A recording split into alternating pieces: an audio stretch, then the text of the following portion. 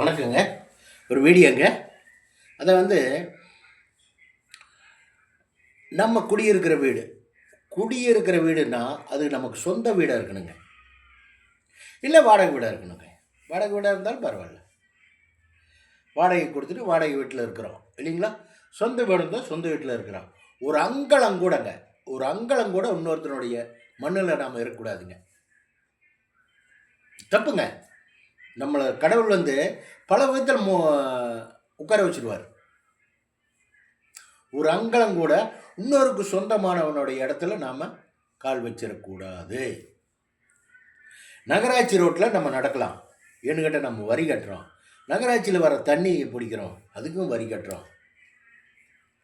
வீட்டு வரின்னு சொல்லி வீட்டு வரியும் கட்டுறோம். இப்படி இருக்கும்போது அதையெல்லாம் யூஸ் பண்ணலான்னு சொல்ல வர்றேன். இப்போ பக்கத்தில் நமக்கு ஒரு 4 அடி இடம் இன்னொருத்தரோட இடம் இருக்குது. அப்படி நகர்த்துனா நமக்கு சேர்ந்துடும். அந்த மாதிரி பண்ணக்கூடாதுங்கிற. அந்த மாதிரி பண்ணும்போது அந்த 4 அடி சண்டை பிடிச்சி நம்ம அப்போ பயந்தவனாக இருப்பான், இடத்துக்காரன் பயந்தவனாக இருப்பான். டூட்டுங்கிறீங்க நீங்கள், இடம் என்றதாப்பா, டாக்குமெண்ட் எடுத்துருவா, அதை எடுத்துருவா, இதை எடுத்துருவா, பார்த்துக்கலாம் முடிச்சுக்கலாங்கிறீங்க. அவன் பயந்தவனாக இருப்பான், விட்டுருவான். இறைவன் பார்ப்பாருங்க, அதைய கடவுள் பார்ப்பார். கடவுள்கிட்ட இருந்து தப்பிக்க முடியாதுங்கிற. சத்திய நேர்மை தரும் பிரகாரம் இருக்கணுங்க. உண்மையாக இருந்து பாருங்க, வாழ்க்கை எங்கேயோ போயிருன்னு சொல்ல வர்றேன். முருகனுடைய அருள் பெற்றவனான், முருகனுடைய அனுகரம் பெற்றவனான். நாளைக்கு மாலை போடுறேன். என்னங்க, நாளைக்கு மாலை போட்டு 8 days, ஒன்லி 7 days மட்டும் விரதம் மறுத்துட்டு போயிட்டு வருவணுங்க பழனிக்கு. தைப்பூசத்துக்கு போகணுங்க. அதுக்கு முன்னாடி திருச்செந்தூர் போகணுங்க ஃபேமிலியோட. அப்போது இறைவன் நமக்கு எல்லாம் பார்த்துக்கிறனால தான் நம்ம ஓடி ஓடி அவர் பிடிக்கிறோம்.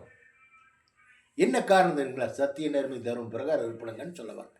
என் பேர் ஜெகநாதன், கோவை மாவட்டம் சேர்ந்தவனுங்க, அரசுப்புற பகுதியில் இருக்கேன். சரிங்களா?